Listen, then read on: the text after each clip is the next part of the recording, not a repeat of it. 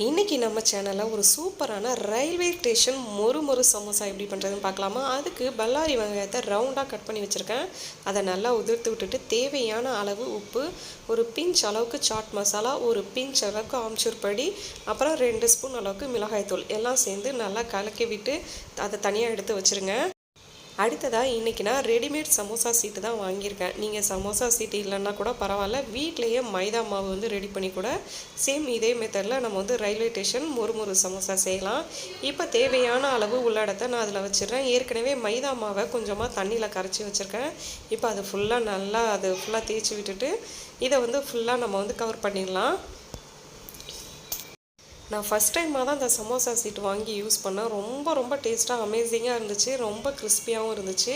அவ்வளோதான், ரொம்ப சேஃபான ஒரு சமோசா சீட் ரெடி ஆயிடுச்சு. நல்லா சூடான எண்ணெயில் மொறுன்னு பொரிச்சு எடுத்திங்கன்னா குழந்தைங்களுக்கு விருப்பமான சூப்பரான